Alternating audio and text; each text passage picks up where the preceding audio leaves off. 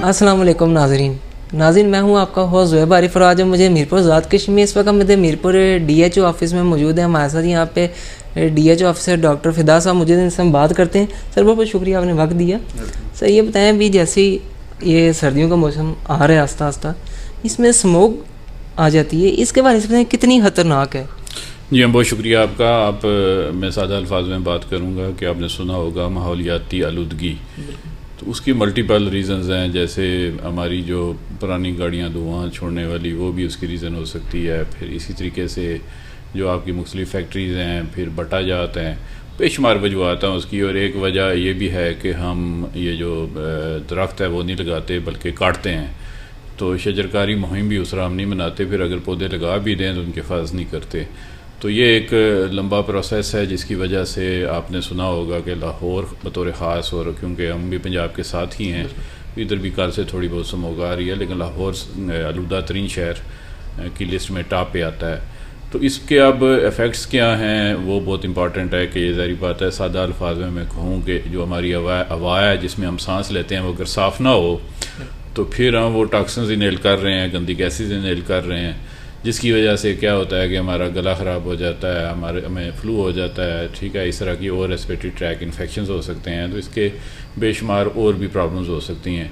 तो ये बैकग्राउंड है उसका। और इसमें एहतियाती तदाबीर अगर मैं बात करूँ तो वो यही है कि जब आप बाहर निकलें तो बेहतर है कि मास्क पहन के निकलें, और जब खाएँ पिएँ तो हैंड वाशिंग को इम्पॉर्टेंस दें, हाथ धो के खाएँ।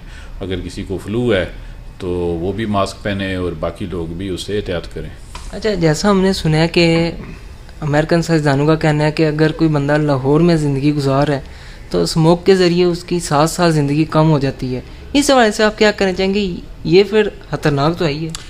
देखें उस तरह तो फिर अगर ये भी रिसर्च है जी कि अगर आप सिगरेट पीते हैं और हर सिगरेट से आपकी 2 सेकंड या 5 सेकंड लाइफ कम होती है, तो ये सारे एहतियाती तदाबीर इसलिए मैंने कहा है कि वो बहुत ज़रूरी हैं कि ये आसा आसा इन्फेक्शंस होते हैं, प्रॉब्लम्स होती हैं जिस्म में, और फिर यह है कि अल्टीमेटली जब बार बार इन्फेक्शन हो, बंदा बीमार रहे, क्वालिटी ऑफ लाइफ भी उसकी ख़राब होती है और ज़ाहिर बात है लाइफ स्पैन में भी कमी आती है। अच्छा ये बताएं, जैसा भी ये जो लास्ट वीक गुजरा है इसमें आप लोगों ने माँ और बच्चे का हफ्ता मनाया, उसके बारे से बताएं उसमें कितने बच्चों को वैक्सीनेशन दी गई और कौन कौन से आप लोगों ने टीके लगाए? जी, माँ और बच्चे की सेहत के जो हमने हफ्ता मनाया वो 4 नवंबर से लेकर 9 नवंबर तक था। आज ही वो क्लोजिंग हुई उसकी। उसमें जो सबसे पहला काम है वो तो ये है कि जो हमारे ऐसे बच्चे हैं जिनकी कोई ना कोई वैक्सीन रहती है, जिनको हम मेडिकल की इस्तिलाह में डिफ़ॉल्टर कहते हैं, उनको कवर किया है। और उसके साथ साथ जो 2 से 5 साल तक की उम्र के बच्चे थे उन्हें डिवर्म किया है कि उनको कीड़े मारने वाली जो गोलियां हैं ना वो खिलाई हैं। वो तकरीबन 16,000 बच्चों को दी गई हैं।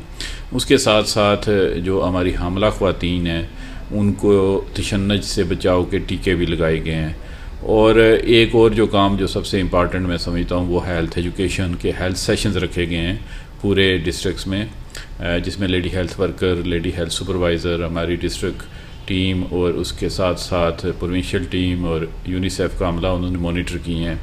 तो बेसिकली जो हेल्थ सेशंस हैं उसमें जैसे अब आपने शुरू में ही बात की कि उसमें बेसिकली सर्दियों के आगाज़ में क्या क्या बीमारियां हैं लोगों को बताया गया कि आप फ्लू से कैसे बच सकते हैं, आप गला ख़राब होने से कैसे बच सकते हैं, बच्चे को नमूनिया हो जाए तो उसके क्या साइन सिम्टम हैं, अगर हो जाए तो क्या करना है, किसके पास जाना है, क्या दवाई पिलानी है।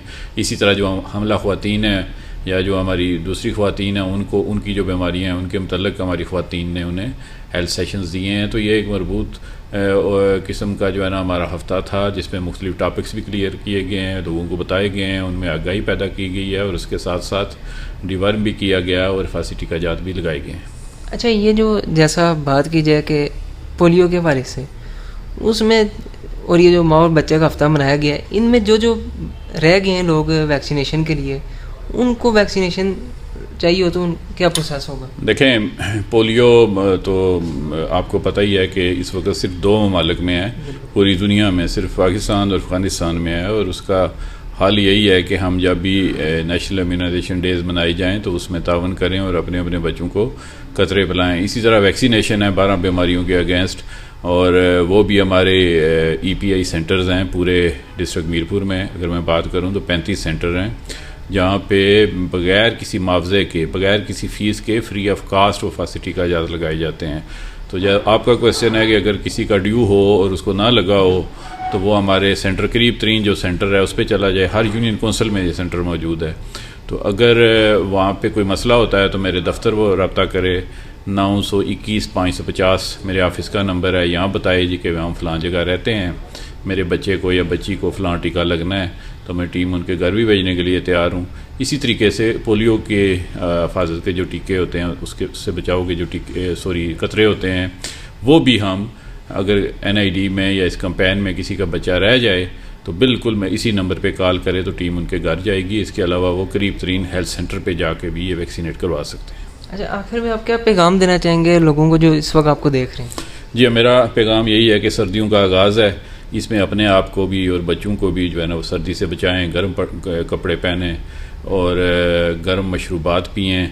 और जहाँ पे स्मोक है या अगर किसी को फ्लू है तो वो मास्क का इस्तेमाल ज़रूर करे। और हैंड वाशिंग बहुत इंपॉर्टेंट है। जब भी आप कहीं भी जाएं और खाने पीने का कोई आपका इरादा हो तो उससे पहले हाथ ज़रूर धोएं।